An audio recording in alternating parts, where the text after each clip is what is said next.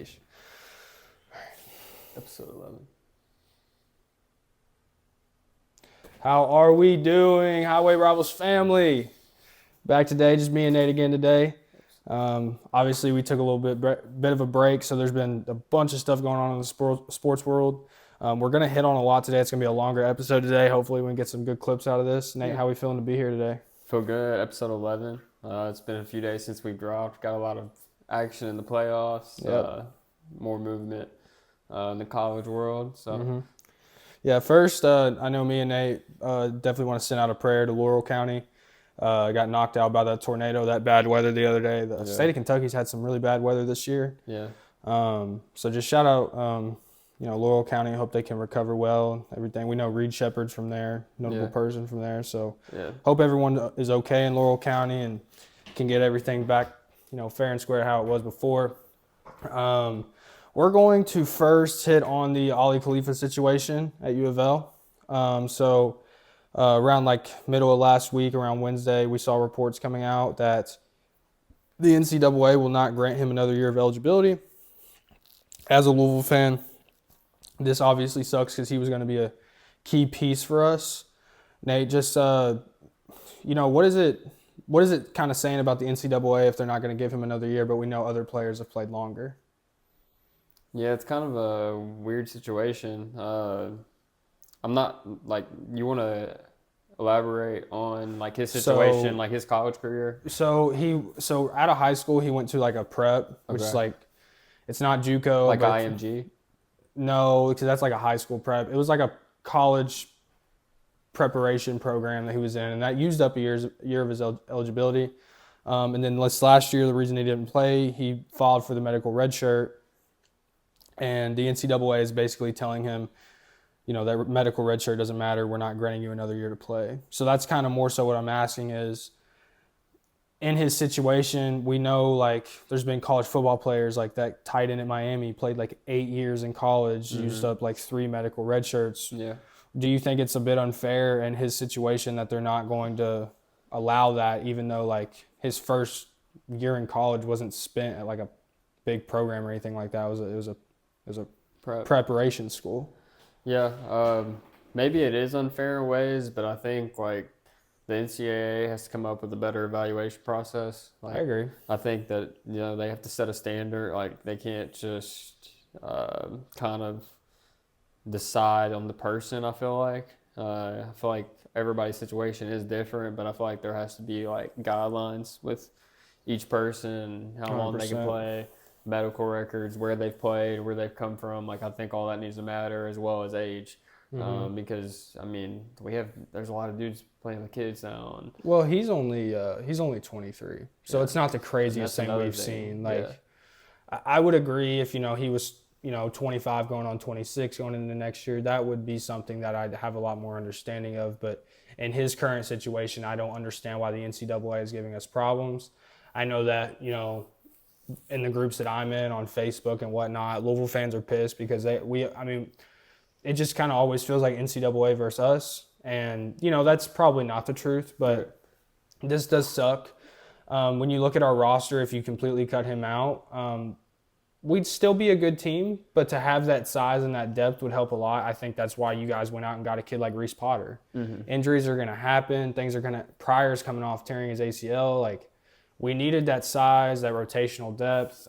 So this kind of sucks for us in the sense of if he's not able to come back, I don't think I just genuinely don't think we'll be as good because things happen through a 34, 35 game season that are just out of your control. So hopefully he can come back. Hopefully the NCAA does what's right. He's obviously hired a lawyer. He's appealing this whole process. Pat Kelsey come out and said there should be no reason he can't play or be back on the team next year. So, all things are looking towards he'll be able to come back, but if he doesn't, it's going to be a real stain for us, and it'll definitely change our season not having him on our team. Moving away from that though, we've seen reports on Otega Owe. Nate kind of fill everyone in on his kind of situation, whether he's coming back to school or not. Yeah, so I've seen a lot of reports, just really draft reports. And Otega, everything he said is it's got to be first round or nothing. I know one of the interviews was that he said it was like, I have a really good situation back at Kentucky. You know, I'll go back and make everybody know why I'm a first-round pick next year. You know, Mark Pope even said in his press conference the other day that he should be the SEC Player of the Year coming back next year. And so there's been a lot of good signs. I feel like the coaching staff and Pope feels like he is coming back. I feel like they feel good about that. And everything I've seen in the media, I feel good myself. You know, that could change, but I think we're going to have another year of a takeover. I hope you guys do. I think it would help your team a lot. Obviously, there's reports with Jalen Lowe potentially still making his decision there as well. And I think, you know, losing those two key pieces would suck a lot for you guys. Yeah. Either way, I think you'd be fine because you have Jasper Johnson coming in. So, and he's probably going to start no matter what. Maybe. Not necessarily. I don't know. It's hard to tell with that lineup because it's very guard heavy still.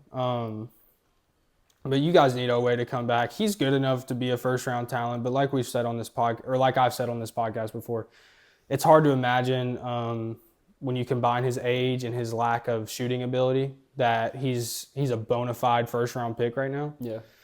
That's not me hating. It's just like what the NBA looks for. You know what I mean? Like he's 21 or 22 already. Right. He has it's not a great jumper. Right. That's why Kobe Bryant, his draft stock has risen. Yeah. Simply because he can shoot the ball. Like when he's 6'7", like always doesn't even have that type of height. Right. Like I think it's just gonna.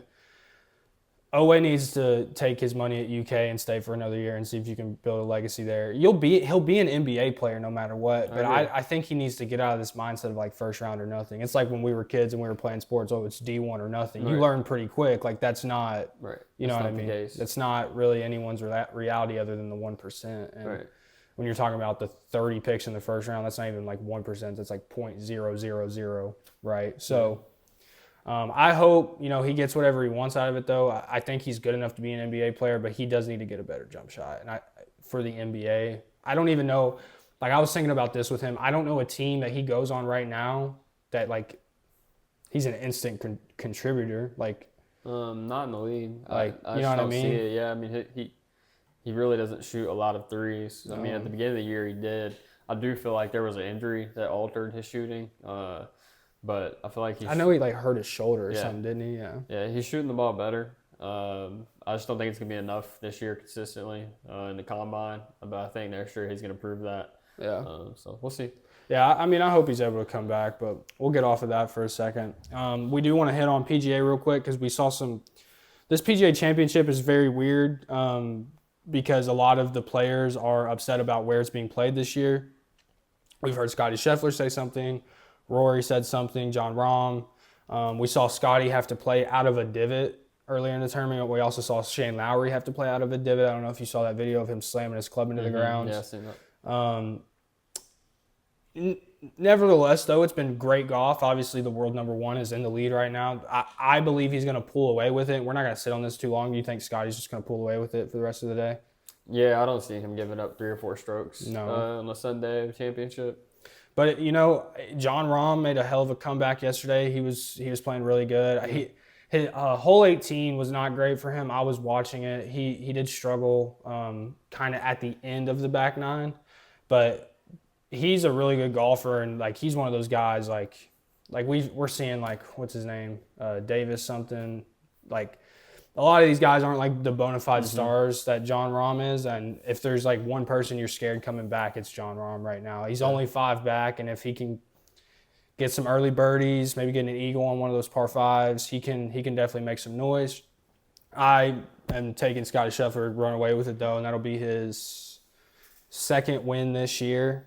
He's on GOAT status, watch. Like, he's like Tiger in the sense of, like, yeah, he might sit out like 2 straight tournaments, but the ones that he plays in, it's not like he's like that's everyone's like grief with Rory is he plays in these tournaments and he doesn't do great. Like he's like 2 over right now through 3 days. Right. So I think Scottie Scheffler's he won't be Tiger Woods because nobody will ever be Tiger Woods, but he can definitely like work his way into conversation of like top 5, top 3 golfer of all time. I mean, he still has years to be. Oh yeah, he's got to be he's number young 1. too. I mean, there's some ridiculous stats out there, like comparing him and Tiger. Yeah. So, like, he still has time, just like, like LeBron had his time, you Yeah. know? So, like, there's still potential for him to catch that status. Another two players I like today, Keegan Bradley and Bryson DeChambeau are both at the bottom of the top 10. They're like 8 and 10. Mm-hmm. I like them to creep into the top 5. Bryson had a great day yesterday. Yeah, so we'll see what he still can't putt, though. No, but bro can drive the green. He can drive every green on any course, but he can't putt, and it's killing him. I did see him sink one birdie putt yesterday, but it was only like 5 feet out. So, like, he just needs to work on his putting. Like, I'm not one to talk. Obviously, I can't putt for shit. But I mean, he's got to, when it's so obvious that's the weakness of your golf game, that's, like, pretty bad. He's also a bigger guy, so I think he's a little stiffer than most. Scotty missed a couple bad putts yesterday, to be honest, though. Maybe it's just the way those greens are playing. Maybe it's the pin placement. I know on that 265-yard par 3, that pin placement is so weird because it's up on the front half of the green, but it's slanted like down a hill, and like it's like imagine this is the green. It's literally like the hole is like right here, but you have to drive the green with like your 3-wood and get it to like sit perfectly. It's a weird course, but I think it's fun in a way. A lot of these guys are completely out of their comfort zones. Mm-hmm. We're seeing guys who we've never heard their names really excel on this course, where like the Masters, that doesn't happen. No. You know what I mean? These legendary courses that everyone knows, like it's not going to happen. But I think Scotty's going to pull away with it. Moving away from PGA, hopefully we have a great finish today. That should wrap up around 6 or 7. Yep. Obviously we got Game 7, Nuggets Thunder tonight. Yep. This series has the Nuggets have to be so dog tired. This is going to be their 14th playoff game, and they're in the second round. So I think with that, I've been rolling Nuggets Game 7. We're seeing reports that Aaron Gordon is very doubtful for tonight's game. I'm left no choice. I've got to roll Thunder, unfortunately. You kind of persuaded me on that. It's going to be a really tough task, because Jokic is going to need to go for 50, 20, and 10. Yeah, I mean, he's going to have to be the Joker tonight if they want to win. Yeah. But I've said Thunder in 6. They didn't get it done in 6, but I do think it's Thunder in 7. They're at home, and then they'll turn around and play on Tuesday against the Timberwolves if they get the win. Yeah. So. All right, those series will be fun. It's a tall task to ask the Nuggets to go out there and win tonight. I mean, they don't even have their head coach. They're on an interim, so. But obviously looking forward to next series. We think the Thunder are going to win, but we're going to wait to see what happens. We will hit on the Pacers-Knicks predictions. I know where you're going. I know who you're rolling. I know who I'm going with. He's obviously rolling Pacers. He loves that team, and honestly, can't blame him at this point. Shout out Nate knowing ball like that. I didn't see it from them. I'm actually going to roll Knicks in 7, though, because I think regardless of how deep the Pacers can go, if everyone on the Knicks is healthy and they're all on the floor, are you going to use that many rotational pieces? Like, how many guys are you going to throw on Jalen Brunson? You know what I'm saying? I know what you mean. So if everyone stays healthy, everyone's able to play big minutes, honestly, except Cat, because you can switch out Mitchell Robinson and Cat. That's pretty much the only sub they've made throughout the whole playoffs is Mitchell Robinson and Cat. And Deuce McBride's come in, hit some big shots. If the Knicks can stay healthy and do that, they're still a really tough team to beat, in my opinion. And if the New York Knicks make the finals, the city of New York might explode. It might. I saw this video. This Knicks fan, Brian Windhorst, you know Brian Windhorst. Yeah, I saw that. He was walking out of where did they finish it off in Madison Square Garden? Yeah.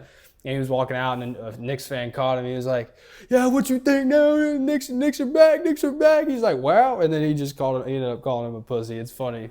Knicks fans are probably some of the best sports fans in the world. New York team fans are some of the best fans in the world, and good for that city. 25 years since they've been back to an Eastern Conference Finals. Whether they win it or not, this is going to be a great stepping stone, right? Mm-hmm. And we see a lot of the conversation, people asking, where does Jalen Brunson now rank of like all-time Knicks? He obviously can't be above Walt Frazier, who won championships in the 70s. I mean, he scored 45 points in a Game 7 in the 70s. He's definitely on their Mount Rushmore, though. I don't even know if I'm taking Jalen Brunson over Melo yet. And that's hard. Yeah, I know that's crazy. That's like a tough thing to say, but like his playoff averages are a lot better. They've went further. It's just like Melo though. Like thinking about what he did on the Knicks. He was nasty on the Knicks, but when you break down Melo's career, he's actually nastier on the Nuggets. Was his averages higher on the Nuggets? Oh my God, bro. He was disgusting on the Nuggets. He was disgusting. But their team wasn't that well, so like when Melo got to the Knicks, like his teams just functioned well around him. They had a few bad years with New York with Melo though, and the way he left New York was bad. I think it left a stain on the city because he was like some of those fans' hero. Like he was a really big piece of the NBA still while he played in New York. But Jalen Brunson has passed him in my opinion. He's probably like the third greatest Knick of all time. I would probably go like Walt Frazier, and then maybe you're going Ewing, but he never won a ring. Maybe you're going Earl the Pearl Monroe, but he didn't win a ring. Maybe you're going Bernard King, but his career got derailed by injuries. It's like Jalen Brunson and Walt Frazier, and if Jalen Brunson goes and wins a ring in today's NBA, he's number one. I mean, yeah, if he gets a ring, I mean that changes a lot. Yeah. Jalen Brunson's really impressive. I've watched him play in person. I've watched him play throughout these series this year, and like just to see the transition from Dallas to New York and what he's become is crazy. And it's hard for me as a New York sports fan for the most part, like supporting the Yankees, supporting the Giants. I'm not a Knicks fan. I'm not a Pacers fan, but like it's hard for me to pick one. I am going with the Pacers in 7 here, but I do think New York has a fighting chance. I do think they could win this series in 6. But I think talent-wise, though, like if you break it down, like I saw Stephen A. break it down like this, like if we base it completely on how the starting 5 of both teams are going to perform. If the Knicks play better, I mean, this shit could get wrapped up quick. It could. But the thing about the Pacers is they don't give up. Every position they kind of have 2 people they can play. Yeah, and none of those matchups like terrify me. Like when they either have Siakam or Miles Turner in the game, and one of those guys on Cat does not scare me. I mean, no. Porzingis, Al Horford, those guys gave. They gave Cat trouble. Yeah, the first couple games. Yeah, like he struggled, and so now Siakam's even better than them. Though Miles Turner is even better than them. Like, and that's why I said like Cat. People gotta chill. Like in my opinion, you gotta chill when you call him an all-star. No, he's the greatest shooter. He is an all-star, but he is just hot and cold. Like like more than anyone I've ever seen. Yeah. Like his skill set's crazy. When he's going off, he's like really impressive to watch. Yeah. It looks like a top 10 center you've ever seen in your life. Like a Jokic kind of prototype. You just never know when you're actually going to get that out of him. And that's a problem. I think Siakam and Miles Turner could cause problems for him. That's why I mentioned like the sub pattern. Like if Mitchell Robinson can be there and just literally you clog the paint and it's 4 out, 4-1, like let Jalen, Josh do their thing. It could get wrapped up quick, but I've said that about the Pacers in every series, and they've defied what I thought. So I'm not going to sit here and be super confident that I could also see the Pacers wrapping it up quick, just jumping out on the Knicks, playing in transition. That's going to be tough for the Knicks to play in transition with them because all of their guys play 40-plus minutes. Layups and corner threes, Pacers do a lot of it. Yeah. So, but we'll see who's going to match up against the Timberwolves. Whoever is matching up, though, the Timberwolves are winning. I think Ant's going to go get his first ring this year. I've said that since they beat the Lakers. I don't care that they're a 6 seed.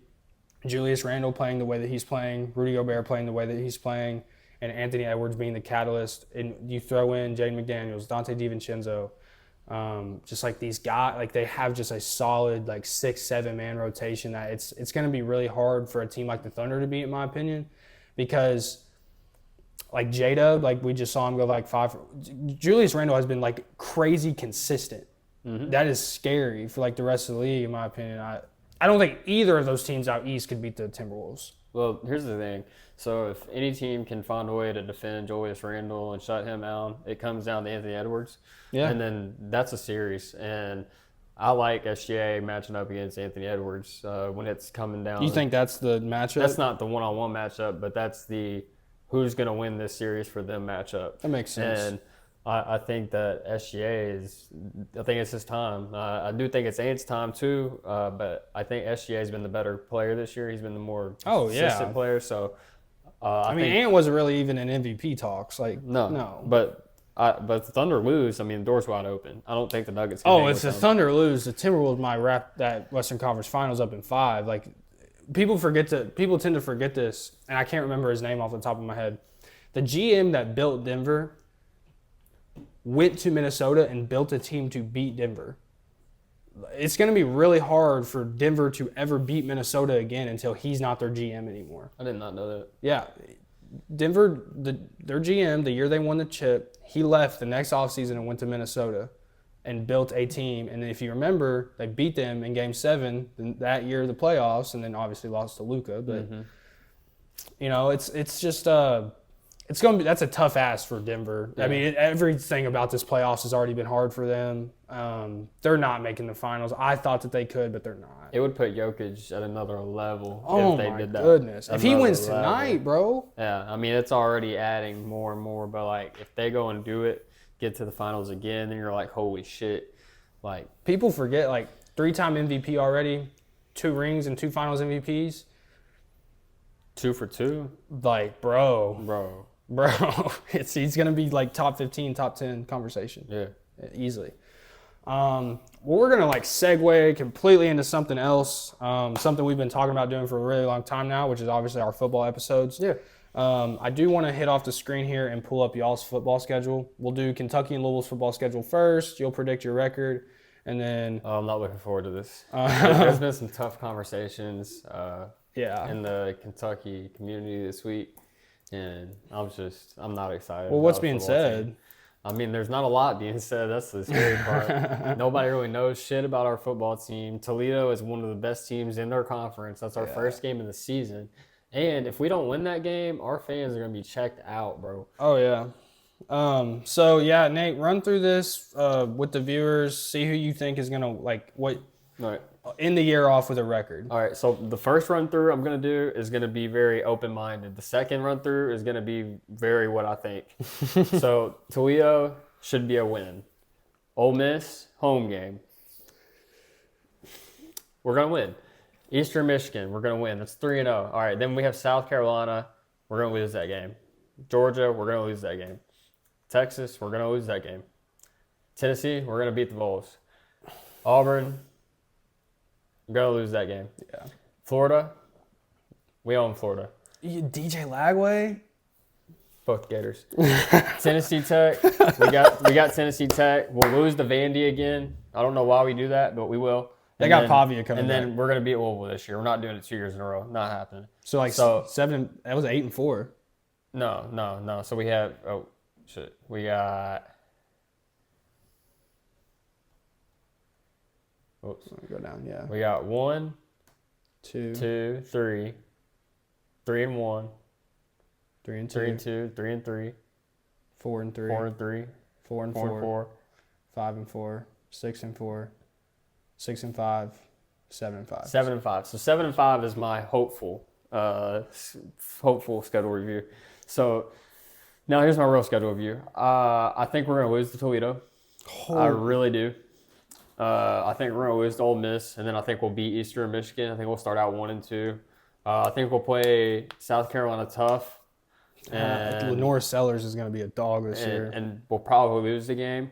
So that's going to put us at 1-3. Then 1-4 against Georgia, 1-5 against Texas, 1-6 against Tennessee. We're going to go 2-6 by the time Auburn rolls around. Luckily, we'll be in basketball season, so we'll be okay. And then 3-6 against Florida. I like us to grab that game. Tennessee Tech, let's say 4 wins, and then we lose the next 2. So 4-8 would be my realistic schedule. I could even see that being 3-8. I would say this. I don't think you guys are going to lose to Toledo. I understand your thought process on that because you guys haven't heard a lot about your program. In a way, though, that can be a good thing. I think you guys beat Toledo, lose to Ole Miss, beat Eastern Michigan. You're going to lose your whole SEC schedule, though. At home, yeah, in a way. You're going to lose your whole SEC schedule. You'll beat Tennessee Tech. And when you break down, like, the roster evaluation, I mean, we have, like, so much more money on our roster than you guys do. Yeah, but y'all have before, and, like, y'all have been in games with us that y'all are supposed to win, and, like, we've won. So I've never counted us out of that game. Yeah. I'm not counting y'all out of that game. But if it's anything like last year where, like, the team kind of breaks down at the end of the year, it's just if we come in with 2 or 3 wins, just count us out. Yeah, it's just a tough ask. But I'm going to roll with the Louisville schedule. I've seen some of it, but I need to see, like, the exact dates because that does play a role in, like, who you're playing in what week. I know we have a tough road game at Virginia Tech this year, which is ugly. It's really hard to play in Blacksburg, Virginia. But we start the year off with 3. We're going to start the year off 3-0. EKU, James Madison, Bowling Green. That will be a wipe. We go to Pittsburgh, which is a tough place to play every year. They have a brand new team. They're kind of in a similar situation as you guys. A lot of their guys are in the draft now. Like, they're just gone. I'm pretty sure they're starting a freshman at quarterback. So we're going to go 4-0. Virginia's not good. I'm actually going to predict us beating Miami and start the year off 6-0. The reason is I don't believe in Carson Beck. Other people might. They also lost Xavier Restrepo, who was in their program for 5 years. Their nucleus of what they had and what made them a really good team last year, even though they didn't actually end up doing anything. Is that an away game? Yeah, we're at Miami, but, like, playing at Miami is not a real home. Like, you're playing in the Dolphins Stadium. They don't sell out, bro. Yeah, that's true. But I could see it, like, being a potential trap game, maybe. It could, yeah. And mostly because we're going to be preseason top 25. Like, every poll that's come out has us ranked. So it could be momentum for Miami. I don't think they're going to be good this year, and I think Carson Beck is going to regret moving to Miami for his girlfriend. Boston College, make it 7-0. VT. I hate this game. Historically, we do not play well at Virginia Tech. They have pretty much everyone coming back. Their quarterback, who was predicted to win the Heisman last year, is coming back. I don't know if you remember that. Like, he was predicted to win the Heisman last year. ACC's on the rise. Yeah. I could see us losing this game. So I'm going to say 7-1 to keep, like, you know what I mean? I'm not going to predict us to go undefeated. Cal's not going to be a game. Clemson, they have to play at our place this year, and we have an even better team than we did last year. And I think the downfall of Clemson is something that's interesting. When you used to watch Clemson, you used to be, like, scared of their defense and what Dabo Swinney could do on that side of the ball because that's the side of the ball he comes from. That's what made him a head coach. You don't fear their defense anymore. I'm actually going to predict us winning. We're going to be still ranked high at this point in the year. They will be too, obviously. I don't know what their schedule exactly looks like, but they're going to play. I think they play LSU week 1, so that could be a quick L. Yeah. I'm actually going to predict us to beat Clemson, and that'll move us to 8-1, or no, 9-1 with 2 games left. We have to travel to SMU. That's scary. They're on the rise. I really like their coach. Kevin Jennings is coming back. They're a good team. A lot of their players went to the draft this year. I'm still going to predict us beating them. And you guys have to realize I'm predicting this because our schedule is not good, and I can acknowledge that. Our schedule is really not good. Okay. There's no reason we should not walk away with 10 wins this year. I mean, both years of the Jeff Brom era are 9+ wins with very ugly. Like, if we don't lose that game to Stanford really last year, it's another 10-win season. And obviously, I'm taking us to beat you guys. So that puts us at 11-1. Games I think we could potentially lose. SMU, we could definitely lose the Clemson game, and we could definitely lose the Miami game. So I think worst case scenario, we're 8-4 and we're in a decent bowl game. Obviously, that's not good enough for playoffs, but we're not going to lose it to you guys again this year. I think Jeff Brom has a really sour taste in his mouth from the first year losing, the way we lost to, because we were really in that game and we gave it away on defense. And that's another thing I'm really high on this year is our defense. I think our defense is going to be a lot better. I think it's going to be 1 or 2 in the ACC when it comes to points per game or points allowed per game. Probably right under Clemson. Miami never has a defense. SMU doesn't have a defense. Like, both of those games we played against them last year where we lost were shootouts. And really against SMU, we really only lost the first half because we beat them by 24 points in the second half. So I'm predicting us to go at least 10-2, potentially losing to Clemson and Virginia Tech, just because that Virginia Tech game is scary to me. Worst case scenario, though, like I said, 8-4. We're going to move into the NFL prediction schedule for all of the NFL teams. So we're just going to rattle off. We'll go team by team and predict the record with what we know about each of these teams, right? So obviously the draft has happened, so these guys have rookies. Are we looking at schedules or no?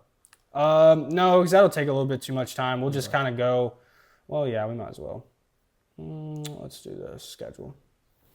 Let's just go week by week. Okay. So we got, well, that doesn't really do it. Team schedules. There we go.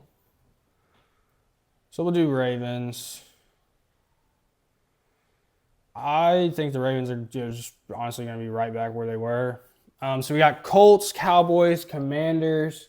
Oh no, that's preseason. Sorry. So they got Bills week 1, Browns, Lions, Chiefs, Houston, Rams. Holy shit, their schedule's tough. Bears, Dolphins, Vikings, Browns. Okay, I dumbed down a lot. Jets, Bengals, Steelers, Bengals, Patriots, Packers, Steelers to end the year off. I'm going to say, because the Ravens were 12-5 last year, I'm probably going to say 11-6 or 12-5 again. They're going to lose week 1 to us. I think we're going to win around 14 games. Our schedule is honestly pretty easy. I don't know why the NFL rewarded us. Ravens are going to go 12-5, and then we'll knock out the rest of that division. I think the Bengals. What do you think the Ravens are going to do? I see 11-6, or maybe 10-7. Yeah, I think the Bengals are going to actually probably win that division. Like I said in the clip, I think they're going to go around 12-5, 13-4. Their offense is going to be a lot better, and there's no way in hell I think that their defense is not good. Okay. I think the Browns are going to win 2 games. What do you think? Yeah, I mean, I don't see them winning more than 2 or 3 games. They have a lot going on, a lot to figure out. Yeah. We don't know a lot about their team, so same with the Steelers too. Same they have the worst quarterback room in the NFL. Yeah.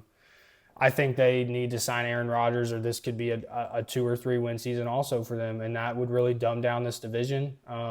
Which this is historically the best division in football. Yeah. So it's ugly for Pittsburgh right now.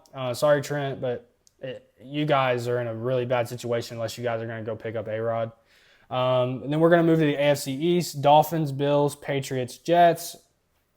Pretty sure we both have the Bills winning that division, right? Yes. Like I said, I think the Bills are going to go like 13, 14 wins. When you break down our schedule and the place in which we play some teams, it's really ugly. Kansas City has to come to us this year.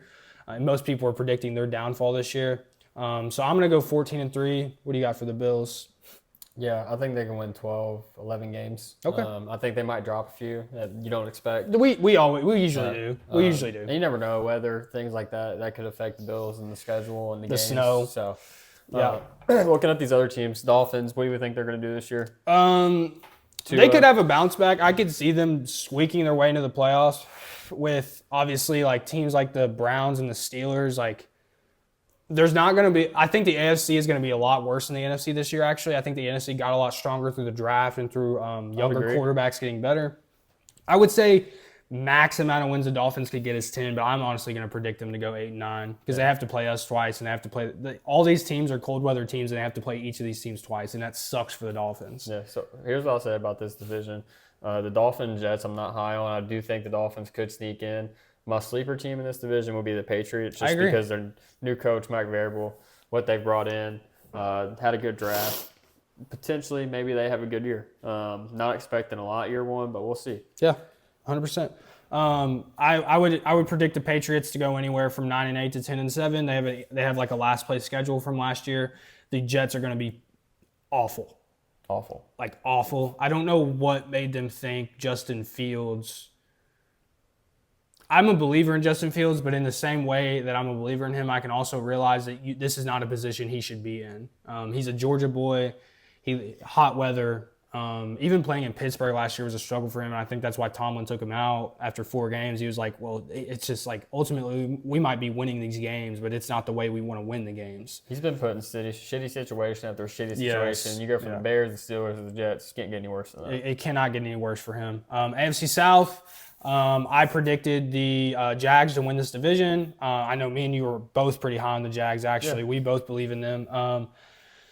Obviously, though, the Texans have C.J. Stroud. They still have the best quarterback in the division. Debatable. Cam Ward could be really good really quickly. I'm going to predict the Texans to go anywhere from like 10-7 to 11-6.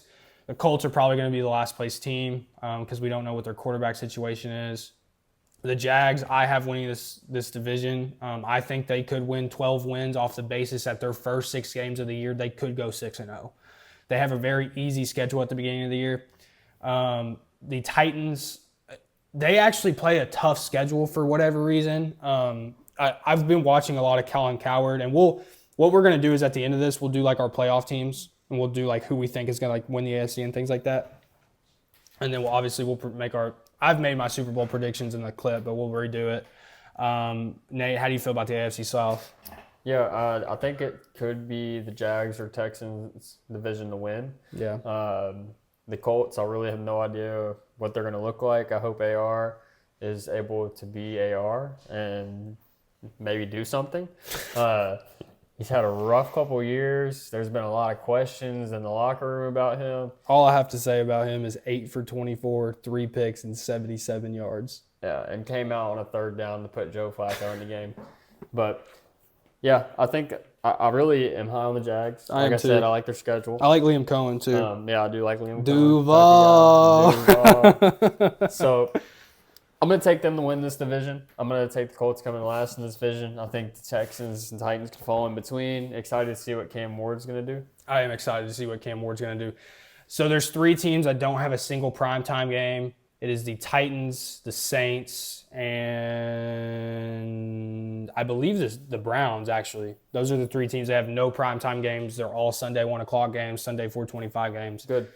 Which is good. It's good for the NFL. No one really wants to watch that. I have Sunday tickets, so I'll watch it anyway because I'll have fantasy implications. Yeah. And we're going to do a whole episode on that. So we're going to watch it anyway, but either way, all 3 of those teams are going to be really bad. AFC West, I still do think the Chiefs are going to win this division. One team, watch out for. And this division is actually like the best division in football this year, in my opinion. When you like break it down quarterback by quarterback, the Raiders, the moves they made. I think the Chiefs are going to win like 11 games, and the Raiders could win like 10 and split the season series with the Chiefs. The Raiders are going to be – their defense is going to be a lot better. They drafted well on defense. On paper, it should be good. Geno, it should be better. Ashton Genty, Jacoby Myers, Brock Bowers. Like, it's not like they don't have weapons. They do, bro, but Geno's so old. I like Geno. I believe in love Geno. But I don't think Geno is going to have it at the Raiders. I just don't think it's going to work out. I see where they it could drafted go a both rookie, ways. though, right? Quarterback? Yeah. No, they have Aiden O'Connell backing up, and then they drafted Genty. Oh, that's right. They drafted Genty. So that's why I think they could be really good. Their run game they didn't have a running back at all last year. Yeah, but then they had Josh Jacobs and just threw him out the window. Well, no, he left in free agency, mostly because I think that they saw the downfall of Josh Jacobs, which kind of was what it was last year. He, like, yards-wise, it was nowhere near what he was. I mean, even touchdown-wise, at the beginning of the year, it was bad. There could be 3 playoff teams out of this division. I think the last place team in this division is the Broncos because people are high on Sean Payton and Bo Nix. I do unfortunately think that there's a ceiling. They don't have Javonte Williams anymore. He's on the Cowboys. Yep. They're just in a situation where this might just need to be a bridge year. I would love for the Chiefs to be terrible, though. And there is a world where all of these teams are not that good, but when it comes to playing the Chiefs, all of these teams could beat them. All of these teams give the Chiefs a tough time. I agree, but I think this division's weak. I don't think it's going to be very good this year. I think it's the most like consistent, like top to bottom best division in football. I mean, I think it could be, but I just think some of these teams won't perform well. Okay. I think the Raiders are going to have struggles just all around, kind of getting everything going, you got rookies coming in, you got new. They've only got Geno on a 2-year deal. So it's win now. It might be win now, but I just don't see them doing a lot of winning now. It's going to take time to get Genty to go up to the pro game. I don't think he's going to have a super crazy breakout year. I still think Chiefs will take that division, no problem. I think one team that everyone's kind of just like about is the Chargers. Everyone's just kind of about Justin Herbert. I'm about Justin Herbert. He's not good. He's not that good. I mean, he's good, but he's not better than Lamar. I mean, he's got a piss missile of an arm, but that only really does so much for you at some point. Like, he doesn't win the big games ever. And then, like, the one playoff game he was in, he threw 3 interceptions to the same guy. That's what I'm saying. It's hard to put him in, like, a top quarterback conversation because of those things. Yeah. NFC North, this could also be the best division in football other than the Vikings. I think they're going to be terrible. I think people that are high on J.J. McCarthy are crazy. The Bears, Lions, Packers, and Vikings. I picked the Lions to win the division again. I would. They will fall off a little bit, though, without Ben Johnson. It'll be a bridge year. I still think they'll make the playoffs. There's Super Bowl window left because of him leaving. And Jared Goff, unfortunately, just doesn't – like, he's not – as dynamic as like a Jalen Hurts, a Mahomes, a Josh Allen. I don't think like in the playoffs he's going to go win you one of those games. Whereas I think Caleb Williams is dynamic like that and could really like make some noise with a very ugly schedule that they have. Ugly meaning like bad. They have a last place schedule. They did not perform well last year, obviously. They picked up key receivers, Luther Burden. Their offense is disgusting. I would agree to that. But I would agree if you gave me one of those quarterbacks in a situation where you need to win. I'm taking Jared Goff every time. Are you taking Jared Goff over Jordan Love still? Yes. Okay. I think Jordan Love, a lot of people were down on him after last year. There were people forget like he got injured. Yeah. I think that this could be one of those divisions that also has 3 teams, potentially 2 wild cards and a 13-win team, 14-win team. The NFC East, I mean, talk about loaded. I mean, the Giants might not have a quarterback, but they might have the best defense in football. Like I said in one of the previous episodes, it seems like their idea is averaging 7 points, and the teams are playing against averaging 6. When you think about how many sacks they're going to get this year, as long as everyone can stay healthy, one thing I hope too is. A few years ago, that Washington nucleus of Jonathan Allen, Deron Payne, all those great defensive linemen that they had for years, they never won games. And that's one thing like I think it directly relates to. We saw Jonathan Allen and some of those guys like get into fights on the sidelines, like lock in, you know what I'm saying? And I hope that's not the situation in New York. Dexter Lawrence, Kayvon Thibodeau, Abdul Carter. You guys signed Javon Holland for that safety backup. You guys have some decent linebackers. I can see the Giants winning 6 or 7 games this year. I don't think that's crazy to say. The Cowboys, I think, are actually going to be the last place team in this division. Mm-hmm. Dak Prescott, what? I don't know about that. This division could be the best division in football by far. Really? And I believe that. I mean, the Cowboys have added pieces. Like I thought the George Pickens move was a panic You move. get George Pickens, you have CeeDee Lamb, you have Javonte Williams in your backfield. You have Dak Prescott coming back, which he's not performed in the playoffs, but Dak has been good in the regular season, regardless of what you say. Yeah. And then Washington, Jake McDaniels, and what they have is they're coming in. The Eagles and the Commanders are probably going to be the 2 best teams in football through the regular season. And the Cowboys and the Giants are going to be good, but not as good as those 2 teams, but they will compete when they play each other. So that's why this division will be so good. I see your point. And you could 100% be right. I'm just not high on the Cowboys. I'm not either. Fuck the Cowboys. I'm not high on them at all. NFC South, Bucks, Saints, Panthers, Falcons. I have the Falcons winning this division. I predicted them to go around 11-6, 12-5. With some other teams in this division like the Panthers and the Saints that are just terrible. The Panthers are probably still 2 or 3 years away, and that's unfortunate for Bryce Young because he played really well at the end of last year. I do think they're going to ultimately end up giving up on him. This is just a shitter of a division. I mean, how do you? It's Baker's division. Okay, that's it. So you don't think Penix has a chance? No, I'm not scared of Atlanta. I'm not scared of Carolina. Definitely not scared of New Orleans. No. It's just Tampa Bay should be Tampa Bay. Love Bucky Irving. Love Baker Mayfield. I Chris love Godwin, Bucky Mike Irving, Evans. Like they should roll through these teams. Mm-hmm. I mean, you could 100% be right. This is definitely their division to lose. 100%. I just think that Michael Penix is better than what we saw out of him last year. Like, he had a problem. Like, he would throw for, 260, 270 yards with, no touchdowns and, an interception. He will get better. And I think he's good, bro. I think he's good. I like left-handed quarterbacks, though, so I could be biased. Yeah. But so you have the Bucks. I have the Falcons taking that division. I could see the Falcons. I mean, their schedule's terrible, 11-6 probably. But the Bucks could also, like, if they just lock in all year on defense and everything, they could win 12, 13 games. Yeah, I mean, the Panthers could do something. I mean, but the Saints are definitely last in the division, in my opinion. But the reality is we have no idea how this is going to shake out. Yeah. NFC West, just to round this off and round the episode off, Cardinals, Seahawks, San Fran, and obviously the infamous Rams. Rams are this division is also terrible. I'm gonna say, I think the Niners and Brock Purdy could win the division. I disagree. They have the second worst schedule though. Like Yeah. as far like they do have a really easy schedule. Well coached, bad schedule. They can have some okay pieces. I could see it. When I'm looking at the TV and I just look at that division, there's no way Sean McVay doesn't win it in my opinion. I think about Kyle Murray, Joe Milton, and then those are Joe those two Milton, teams. where's he at? He's on the Seahawks. That's where he got drafted.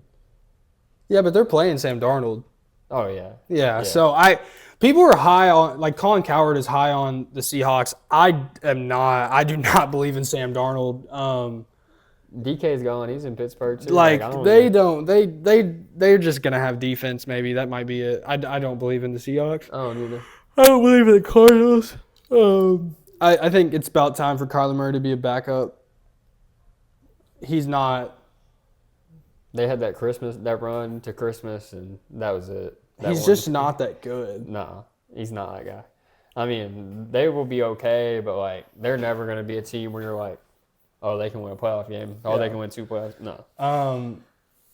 San Fran, you could be right. I could see the Rams and San Fran making the playoffs. These top 2 teams between Arizona and Seattle are going to be terrible. That should be a free win for any other good team. San Fran, though, it's not like they don't have guys. They have Nick Bosa, Fred Warner. They still have all these guys. Yeah, they've been places before too. So, like, Ayuk coming back. You just signed Purdy. Debo's gone. That scares me, but McCaffrey coming back doesn't scare me as much because Debo and McCaffrey are essentially the same player, but McCaffrey's better. Yep. So you could be right. And we're going to have an edit. Like, me and Nate will run through it. We didn't, like, go record by record each team. That'll take way too much time. And we might break that down in another video. Let us know if y'all want to see that. Yeah, definitely let us know if you guys want, like, a literal schedule breakdown. That does take some time, though. So, like, be ready for, like, an hour-long episode. Yeah. But we'll have an edit. We'll communicate, like, record by record of each of these teams.